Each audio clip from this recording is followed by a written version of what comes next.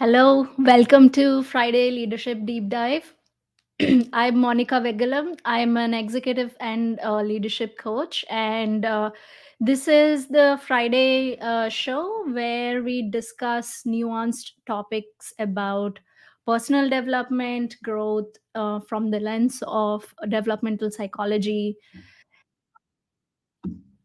Oops, give me 1 second. So what I did was I opened another window and that's playing in my ears. So at least looks like we are live and everything is working. We have some viewers. Thank you for coming on. So I was saying that this is the show where I explore leadership and personal growth through developmental psychology, ontological leadership, and Eastern spiritual wisdom. So, today I have an exciting topic around how to break out of success ceilings that happen to us or that we create through personal development and self development, and like really create the goals and like create the results that we really want to create in our life and in our careers. So I've been mulling about it and thinking about how I approach my work and the coaching industry that I am in, and like how that's differentiated from many other different types of coaching and solutions out there in the market. And I kind of am working through a model to kind to explain this a little bit better. And when I say it's the transformational coaching part. So for that, what we'll do today is I'll tell you a little bit briefly around the idea of frames of thinking, and my personal experience around it, like the things I have tried and why they did not work. And I'll present a little model that I have created and I'm working on, and I am like trying to explain the idea of this. And then we'll see if there are any practices or some helpful tips I can give you right away to think a little bit differently about your success and about how to break out of like the ceilings that we just seem to have. So I'll start with a small story. One of the like a couple of years ago, I was in like a retreat with my spiritual teacher, and I was telling him that, hey, I try like so hard, I try everything, I'm doing all the practices that you gave me. So I have been into meditation and like self inquiry practices and stuff like that up like almost like 2 years, actually 8 years of meditation practices until that point. And profession wise, I feel like I'm doing all the right things, and everything, like I'm putting in the work, I am developing my skills, I'm working hard, I have the attitude, I have the commitment. Then why are things not changing? Like I was telling him, what is happening? I don't understand, everything is kind of the same. I'm still kind of like struggling a little bit in my relationships. I'm not able to like fully love my husband and my daughter as much as I want to. I still have like trouble, conflicts. And in my business, I'm not able to go out like beyond a certain point of income. And in my spiritual practices, I'm not able to like see the thing that they're pointing to. Like, I'm doing all the right things. What the heck? What is happening? And there was also like my health issues, where there was this unexplained condition I had where I could not stand for longer than 15 minutes. This happened after I had my daughter. And there were many different diets I was trying at that point, and approached many different modalities of healing. And like I was in this space of like, what the hell? Nothing is working. And excuse my language. I know some for some platforms it's okay, but for LinkedIn, people seem to be minding if I use such language like hell or dumb or okay, whatever. So I was really telling him that, and he just looked at me and he was like, "Well, I can teach you all the techniques and I can give you, point you out to many things, but unless you change your patterns of thinking and stress, nothing is going to actually make any difference for you." I was there sitting looking at him and actually crying, Like, what do you mean? I mean, I don't understand. I feel so lost, confused. What is happening? So from then, that was like a turning point in my personal growth journey to really look at what my thinking patterns are and how they are contributing to my struggles or even the limitations that I keep seeing in my health, relationships, and business. So usually when like people approach personal growth or personal development, or like when people reach a certain point in their life, like, hey, I've got all the success, like I made senior manager, I made director, I want to go to the next level, or it could be something like I want to make this much money, or um I don't uh, I don't know why I keep fighting with my partner, or like whatever that happens to be, like I don't know how to make decisions, I really struggle with decisions, like whatever that happens to be, like the ceiling. Usually people try to solve that with a skill improvement.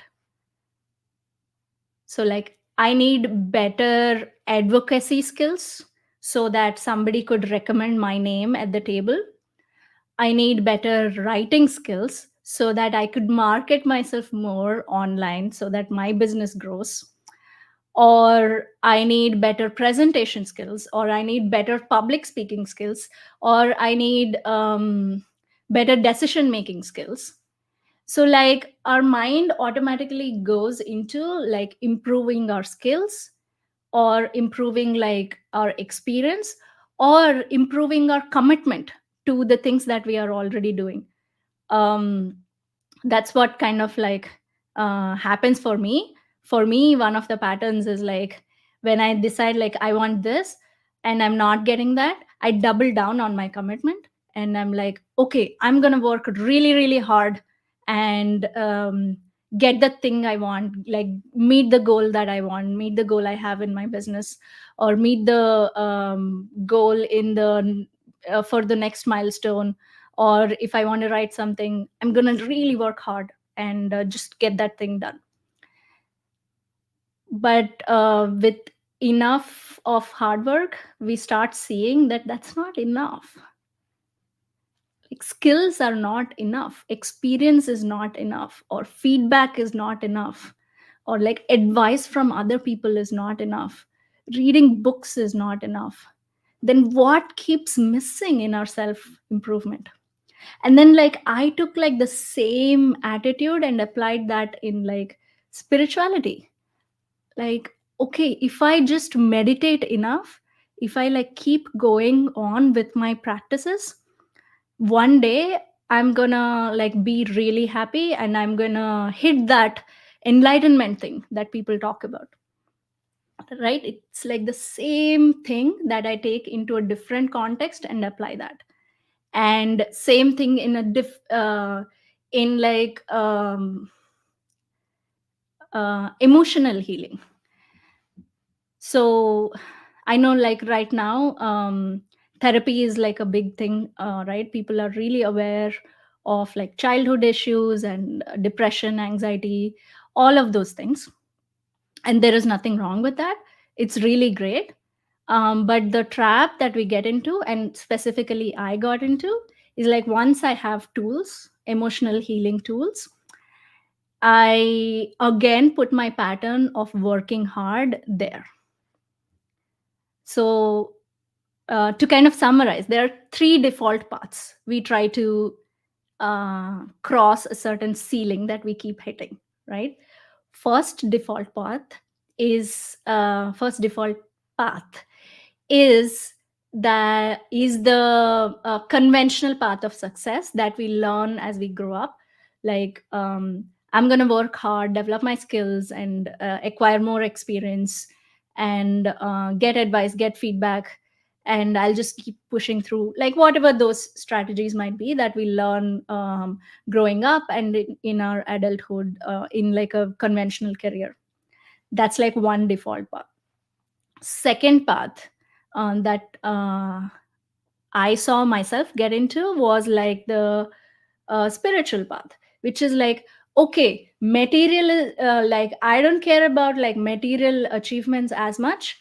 So I'm going to improve how I like look at the world, and I'm going to pursue meditation. I'm going to pursue this, that, and um, make my life better, feel more happy, and probably if I'm happy, I'm gonna get to my goals faster. That's like the second path. Nothing wrong with that, like nothing wrong with any of these. But what I'm trying to explain, why we keep hitting the ceilings. And then the third path is the emotional healing path that I got into. I would apply lots of tools like IFS. It's for people who don't know that, it's internal family systems. Um, then emotional inquiry techniques, and healing techniques, and like a certain meditative techniques, therapy, um, etc., etc. So then I thought, okay, that's going to make me happy, unblock me, so then I can get to my goals better. All of these paths are not bad at all. They are really helpful in making strides, in making improvements in our lives, and being able to kind of like do things that we haven't been able to do before. But they're only like marginal improvements until we question the frame of thinking that we apply these techniques into, that we apply the advice and the books and whatever like information we keep getting, or whatever new ways of thinking that we experiment with. If all of that, um, not if, like all of that falls into the existing frame of thinking that we have already. And that's what was like happening with me, that my teacher pointed out that I could see, but I had no idea how to get out of. So like a frame of thinking, like I'm using this term, another term is for this, that we use in coaching, is also called the learned context. It's the ways we have devised and learned and practiced over the years, from childhood to whatever age we get into to achieve our goals. Like it's the ways we already know how to do something, like how to get promoted, or how to get better at a skill, or how to delegate better, or how to make a decision. So it's basically the how. And it's like the existing like thinking patterns within us. And there is quite a bit of literature around this also, in the sense that these are actual neurohormonal pathways that we train ourselves on, and they keep firing whenever we face a problem. It's how we solve any problem in life. That is the frame of thinking. It's like, if you combine all thoughts that you're able to think of, they fall under one frame. So that's the frame of thinking. And whatever advice, techniques, tools that we apply within that frame are going to give us um, optimal results. I want to explain this better with another example. One of the frames of thinking I have is right and wrong, as in, like, I divide, and this frame of thinking is completely subconscious, by the way. So the frame of thinking I have is like, whenever I get information, I kind of like bucket it out into, this is the right way to do it and this is the wrong way to do it. This is right, this is wrong. This is good or this is bad. So this frame of thinking has lots of advantages. It helps me discern better. It helps me kind of like keep myself safe. It helps me find the right way to do a certain thing and then really go after it, commit to it, and do the thing. And I was rewarded really well in my career as a software engineer, because I kind of like seem to always find the right exact way to do a certain thing, like the best way to do a thing, and then do that. So I got promoted multiple times, and I got like a lot of kudos from my manager or others around me. But that's what gets in the way if I want my next level of success. When I'm faced with uncertainty, as in I don't know what the right way is, my strategy fails, like my frame of thinking fails. So I'll give you a concrete example of this. So like when I was pregnant with my daughter, I researched a lot about parenting.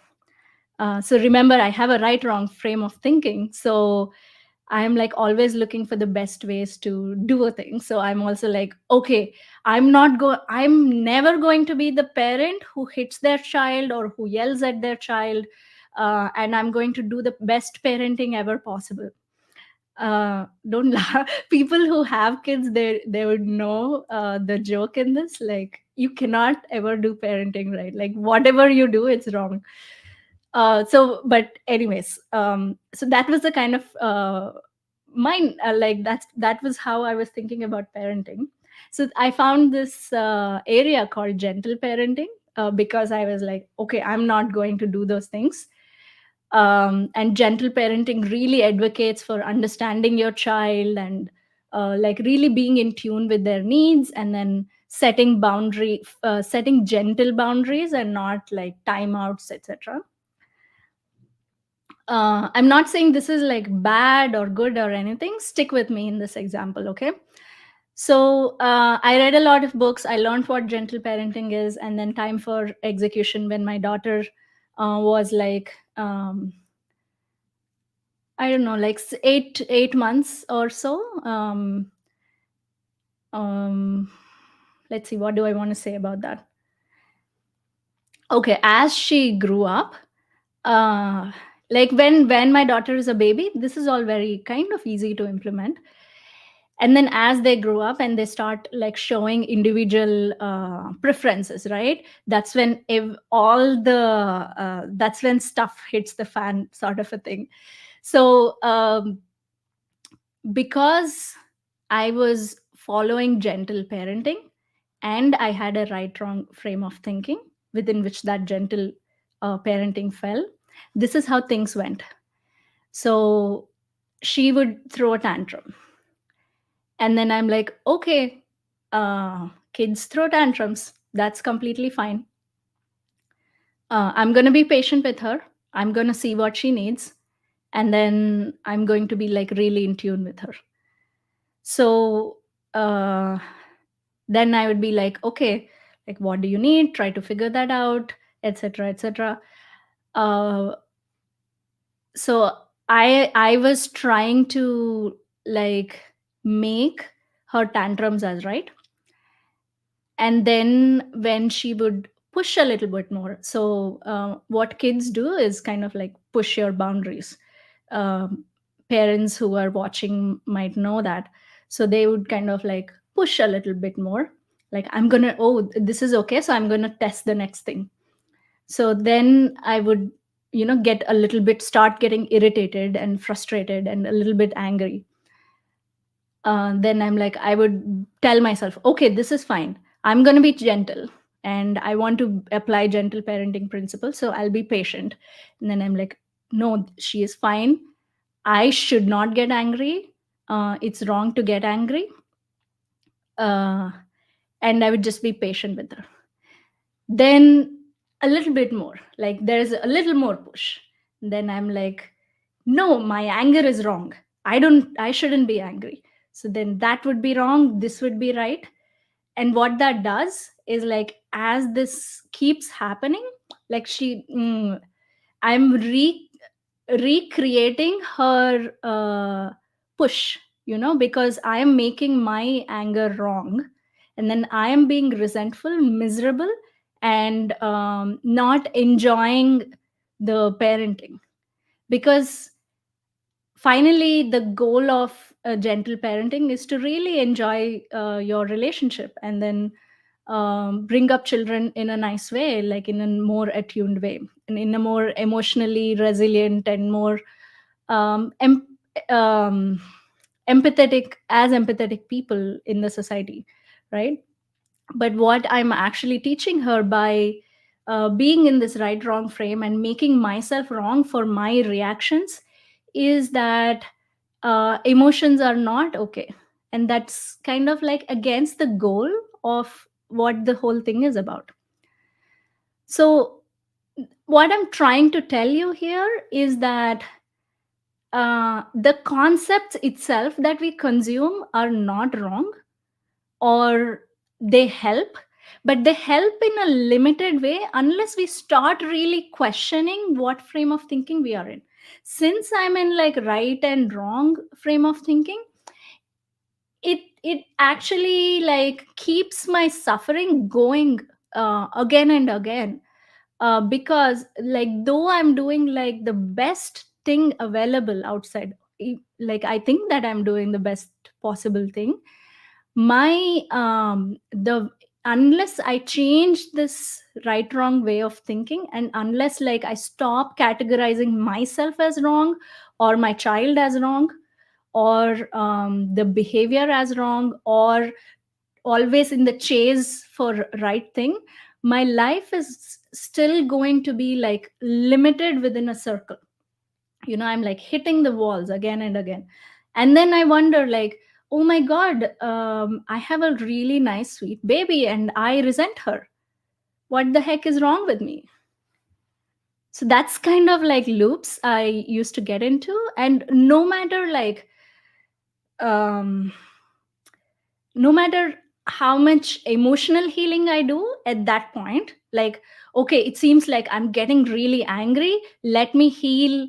Let me go back and think about all the times I keep getting angry, all the ways I keep getting angry. Let me go heal my anger.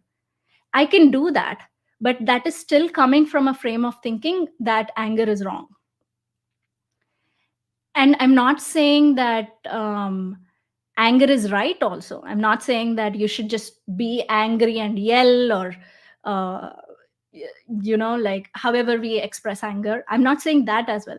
It's the relationship to anger that limits me or causes more suffering for me. And how much ever I meditate on the situation, like, okay, or my um,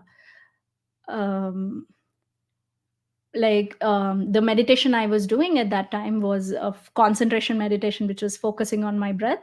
How much ever I do that, I am not able to realize the relationships I have with the information that I'm getting, like how I'm relating to events as they are happening, how I'm relating to my emotions, how I'm relating to certain patterns, and how I'm relating to myself is sits right in the blind spot. And this is what I see all the time when people say, I'm not able to get this promotion, or I'm not able to make certain decisions, or I want to I want to make this much money and I want to get this type of job. uh, Whatever our goals happen to be, are the frame of thinking that we apply all the information that we get and apply all our thinking and strategies that frame of thinking itself limits whether we are able to get there or not. And then what happens is, this frame is like kind of like our identity. So because I'm in this frame, I also limit the goals I look for. So let's say in my frame of thinking, I have this belief, and I have these patterns which confirm that working hard, like to get money, I have to work hard. Okay, so like if I'm targeting like an executive position, it comes with a lot of money, responsibility, and like scope of work. So to get that, I need to work hard. So then what happens is that whatever I do, like I am attracted to places which conform to that belief that working hard is what gets us success. And then I choose places like Amazon. I choose places like startups where a lot of hard work is rewarded with like this much of stock, and there's a chance of getting a lot of money. So like all my thinking would be kind of like around that. In my world, it's not possible that somebody can get money very easily. So that's an example of a frame of thinking. Not really, it's like one part of the frame of thinking, like there would be more to that, but it's like the programmed beliefs and programmed strategies that we have, that drive our actions, drive our listening, drive how we do a certain thing. So this kind of like can seem a little bit abstract. So what I'm going to do is I'm going to show you a picture or like a diagram that I drew, and I'll try to kind of like explain a little bit more from that. So let's see. Okay, this is it's kind of like quick rough sketch of how to kind of think about this. So what's going on here is, like, there is the world. Okay, for me, my world is my daughter, my husband, my career, the people I deal with, the situation or the context I'm in, the jobs I decide to take, like all my relationships, and also digital spaces, like the information I consume from Twitter, from LinkedIn, from everywhere else. So this is like the entire world that I'm in, and this is the frame of thinking and the learned context that I'm talking about. So what happens is, like, when an event happens, here, let's say I'm talking about, I was giving you an example of my daughter throwing a tantrum, right? So when an event happens and it kind of like troubles me a little bit, what happens is, like, I keep like thinking within this, uh like, okay, this is kind of like making me angry, I shouldn't be angry. So what I'll do is I'll try to tell her all these things to make sure that I don't come across as an angry parent, and then I'll try to handle my anger through certain techniques, tools that I have read about, whatever, like everything falls in this right wrong frame that I have. And then from there I take action in the world. um, the thing about it is, like, I am like, I keep thinking about how to think better using my thinking. It's like the most funniest thing, right? And then even when like an advice comes in, let's say I ask my husband or I ask certain friends, hey, how do you deal with this situation? I'll again like put that into the same context, which is like right or wrong, and then apply that and take action.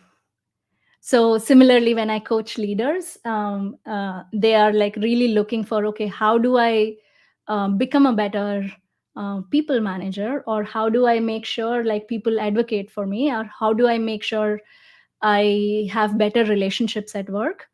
Like it's like when they ask that question, whatever answer I give, it will form within that. Like conceptually it will come within this context, and then they will go take action there. It's fine. So let's say I say, well, how do I perform better at work? And I say, well, let's look at your calendar and see where your energy or time is going. And that's a good conversation to have, pretty sure. But it's not the most powerful. That's what I'm saying here. The most powerful would be to actually look at why a certain problem is happening, like what frame of thinking you have that this keeps showing up. And the thing is, this context here is held together by certain emotions that we don't want to feel, like a certain anger, shame, or whatever that happens to be, like hurt that we have in the past. So let's say I received a lot of no's when I was pitching for a particular partnership or a startup idea. And then that kind of like hurt me a little bit. So I um, learn a belief that, okay, that's not the way to this is not the way to pitch for ideas, and these are certain actions that I can take. So I kind of form this context about the beliefs and the possible actions, and then act only from that. And all of this is put together, like held together by fear. And I'm not talking about fear as an emotion, but fear as the most basic primal thing we have as humans to like be in the society and um, interact with other humans, like whatever preserves our relationships, whatever preserves our status quo, whatever kind of like keeps our world certain without like venturing into unknown. So this is where all our how lives. The problem with this is we never get in touch with our true desires. All the true desires lie outside of this context. And when I actually start talking to clients, I ask them like, what do you want? Like, what do you want to do what do you want to do next in your business or in your career? They never tell me like the first answer, or even like even if I have like two conversations, they never tell me the true desire that they have, but they tell me the desire that from here, which is basically what I can have according to the world that I see and the world that I know and the possible actions I know. And that's what I want. So let's say somebody tells me, hey, I want a promotion. Then I'm like, okay, cool. What do you think you're going to get from a promotion? Then it's like, um, I think get uh, I'm going to get the recognition that I always wanted. Okay, great. So what will you be able to do after you get the recognition? Um, I I just want recognition. I don't know why. So then like the inquiry stops there, because like that exists here.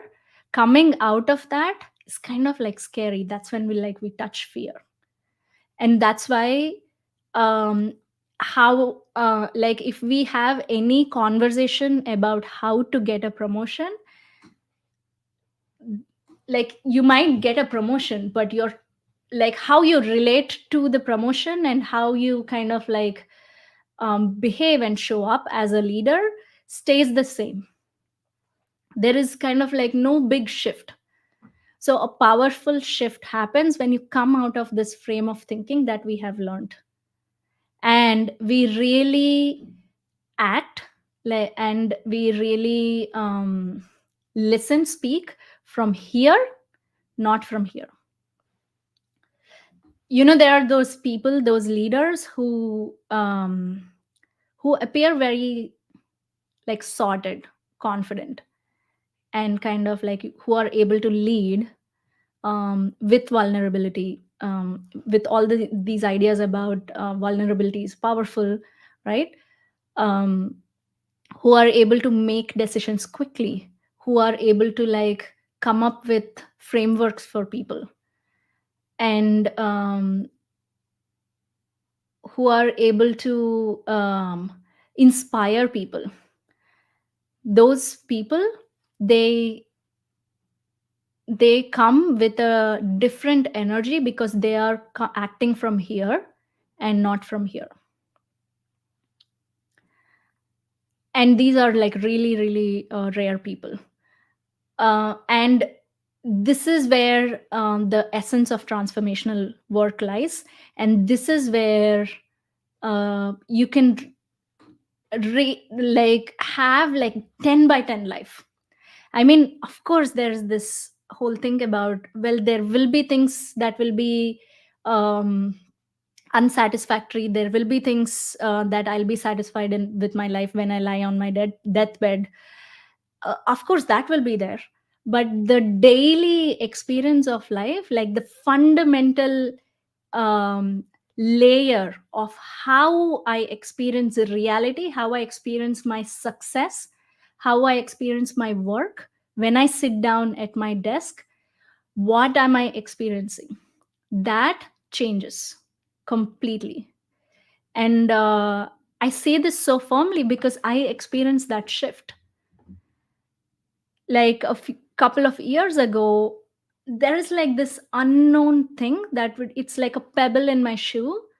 Like, I don't know, I'm doing all the right things. I am trying to acquire the skills, I'm going after my goals, I'm working really hard. What's wrong? I don't understand. There's still like something going on, and that something shifts.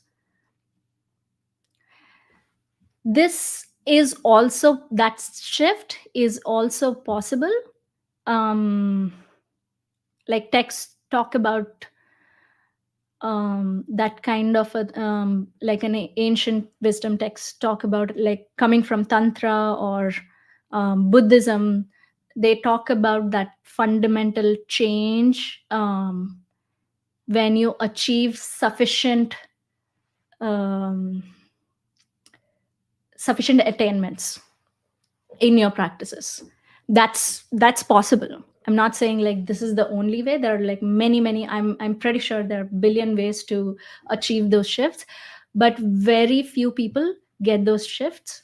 And very few people are able to live that kind of life and get the success they want, um, within the careers they choose and within the businesses they choose to operate. And like there's just this immense freedom that is not available for us. There's actually a tweet, I think, from somebody I saw. I don't remember the exact phrasing, but it goes like, you don't realize how much underconfident you were until you experience confidence. It's similar thing. Like, you don't experience how much leadership and how much power you can live life through until you experience what true power is. And when you operate from that true power, freedom, like it's different. Like people see term that differently from um, for different people it occurs differently. Like for some people they feel it as freedom, for some people it's love, for some people it's power, whatever that is. Like the fundamental shift in how your mind kind of creates experience and how you relate to things. When you have that shift, you don't realize how much you didn't have it. That's when you realize how much you didn't have it before, and it's hard to explain what that is before you have it. So that's like the mystical realm, right? Like, okay, what the hell are we talking about? I don't understand. I just can't like grasp what you're saying. It's just like a concept, right? That's what we call a breakthrough. Because right now, as my thinking exists, I can't like conceptualize what that is. And that's okay. That's completely normal. How we get there is to go after a goal that we truly deeply desire. So let's say if I say, okay, I want to make 1 million US dollars money this year, right? If I really question how I'm thinking about my goal, how I think about money, what frame of thinking am I applying this goal into, and really question what, okay, what do I want? Like, what is the experience I want? Like, basically, it's the what do I want? And as I'm going towards that goal, what is the experience I want? So when you like question this, the frame of thinking will kind of like come in a little bit, and you inquire into the frame of thinking, and then really set a goal that calls you forward, that is not in your predictable pattern. So if somebody comes to me and says, I want the next promotion, I think you'll get it. Like within next, if you keep working and doing what you're doing, you might get it within 2 years or 3 years or 5 years.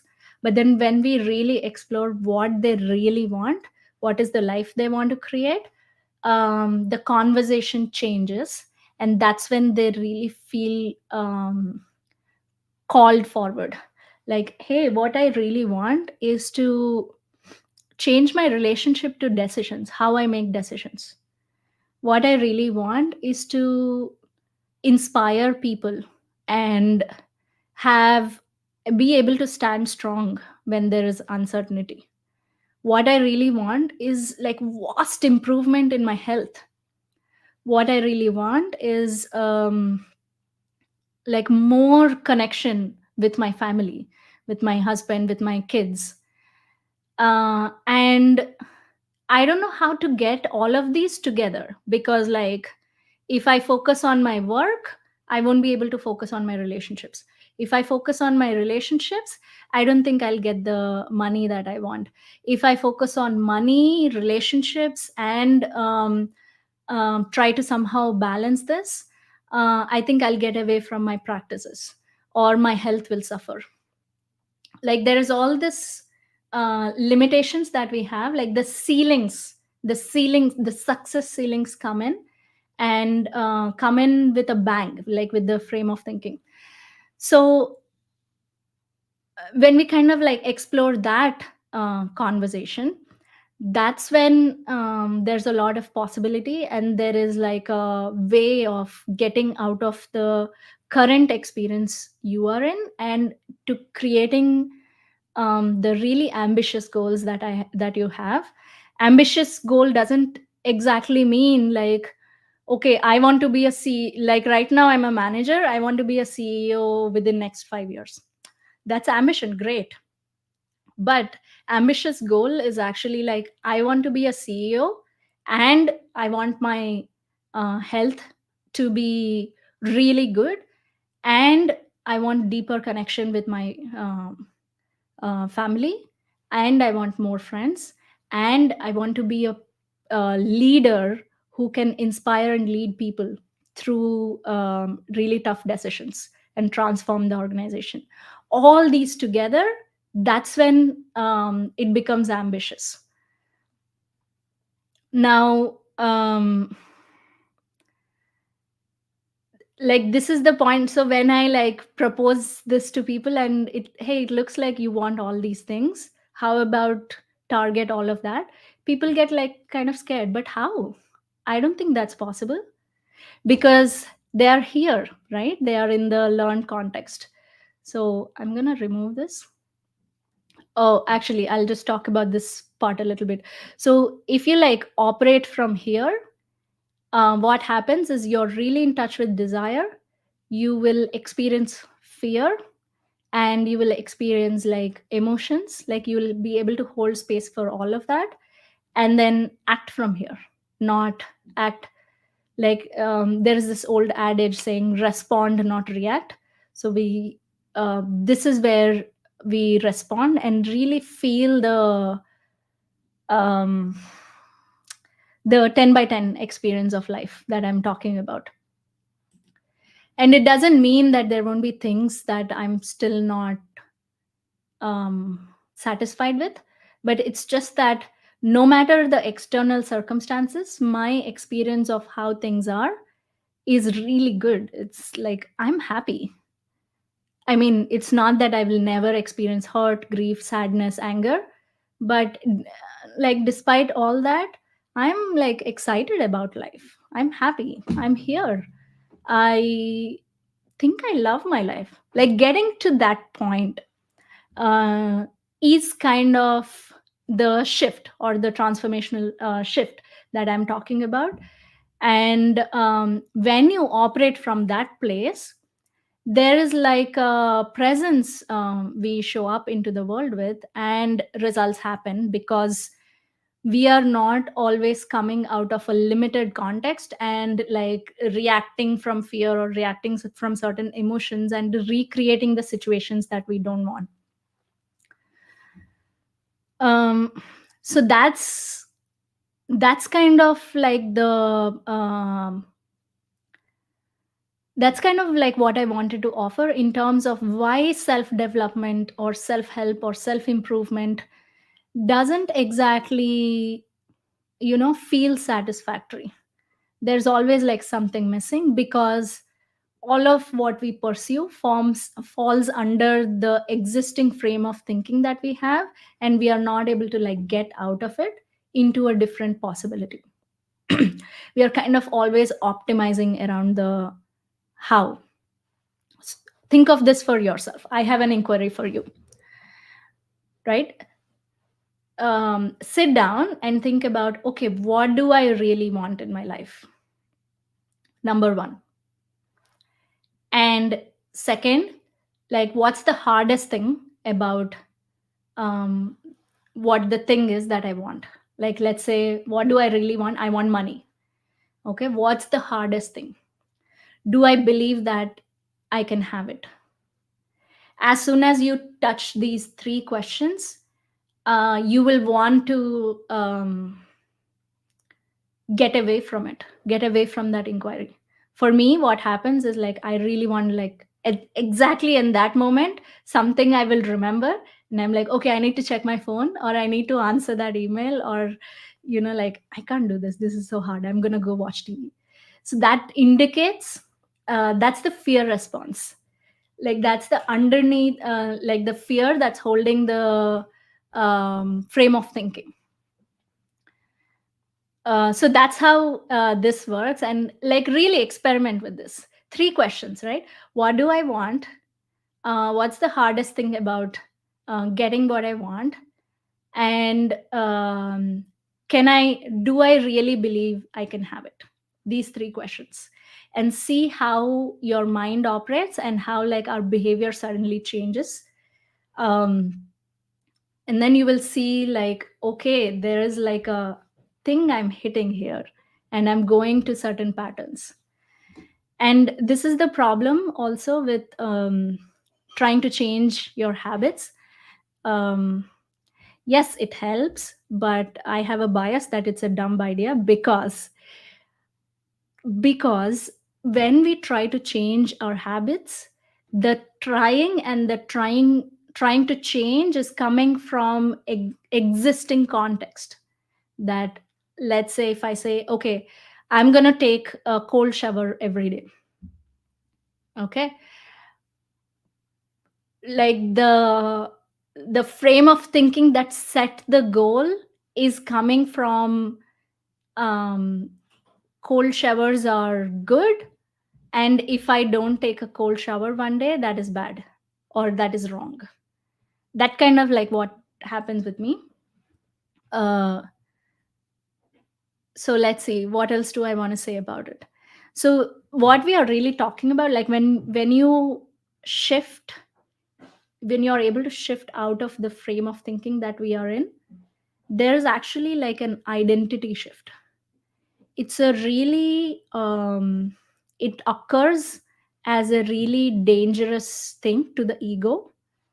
And that's why like there's a lot of avoidance and freeze response or fawn response, or fawn is like taking care of other people. There are four responses, which is freeze, fight, flight, and fawn. Fawn is taking care of other people. Rest, I'm pretty sure you understand. So all of those come in, because it really has to do with your self image, your identity, who you define yourself to be. And it's a really tough conversation to have. Even if you're able to have the conversation, it's a really tough place to be in. And this sounds like so much bad news, right? It's not. It's like there, when you like stick with this work and really apply yourself, everything improves. Your relationship improve, your the way you go after your goals improves, your health improves, your posture changes, who you show up to be changes, how other people experience you changes. It's so amazing. And life just generally feels much much better. Like I don't want to say 10x, but I'll say okay, 10%. Okay, I'm not going to say 10%, I'm going to say 10x. It's going to be much better. And that's what transformational coaches do. That's what I do. And if you want such a conversation, one of the challenges I'm doing for myself is um, coaching people on how to make great decisions. If you want to like uncover your frame of thinking and how you take decisions, and how you kind of like how like all the data or whatever information you acquire forms falls within the context that you already have. If you want to inquire into that, need some support around making great decisions, I'm offering like 100 free coaching conversations. So please reach out, and I can really support you through this, so that you can make decisions, not only like that decision that you bring, but you can change how you make decisions and look at how you make decisions. Not just that decision, maybe like going forward, all decisions. Um, and spoiler alert, it has nothing to do with mental models, cognitive biases, or your particular decision making skills. So this kind of like the context we arrive from is completely different from the structures around it, structures around how we take decisions. Okay, that's all I had for you. And I'm still kind of like developing this idea, and so that this can apply into matters like how do I best perform, how do I improve my leadership presence, and how do I make great decisions. Okay, I got a comment. How do we book that session? DM me on LinkedIn, Twitter, or YouTube. I don't know if YouTube has DMs. I'm not sure. Just send me a message, and we'll take it from there. Thank you for the question. I was going to say I'm like experimenting with this idea and kind of trying to apply this in different context of getting to your goals and creating the life you really want, and achieving the outcomes that you deeply desire, not just the things that not just kind of like keep yourself within the ceilings and within the limitations that we think we have. All right. So that's all I had for today. And I'll be talking more about this idea in the coming weeks. And I'm also planning a series, like a live coaching series on LinkedIn. I'll keep you posted about that. And so as I said, I'm still like developing this idea. I might kind of like I don't have like much feedback in terms of how this is landing and whether you're able to like get this at all or not. So I would really appreciate your support in terms of telling me what you need support with, what you would like to talk, what you would like me to talk about, or um, what is missing in this model for you, or like whatever you're struggling with, I would love to hear so that I can address that, and I can like make these sessions really useful and help people in general. So that's all for today. Thank you so much for hanging out. And I will again see you next Friday, 12 p.m. Pacific time. And have a wonderful weekend. Um, and inquire into your frame of thinking with those three questions that I talked about. All right. Bye bye. Thank you. Okay, it seems yes, please. There is a comment saying ask a quick question. Yes, please ask the question. So this is where like, okay, what do I do while this person is typing live? Let me see what I have. Yes, as I said, I really want to learn from you about how this is landing. So I would really appreciate any message about how this session was for you, how you are thinking about transformational coaching. What are the other methods that you have come across that have been really helpful for you? Um, and I always appreciate book recommendations as well, or something that this has reminded you of, or some questions that popped up for you through this. So I got a comment here saying, can you unmute me? I don't think so, because this is like just a broadcast and it's not an exchange. So what we'll do, can you please like send me a DM and then we can talk. All right, I'm going to end this here. I'm really hoping to hear from you. Um, have a great weekend, and thanks so much for hanging out and listening. I hope that was helpful. See you again next week.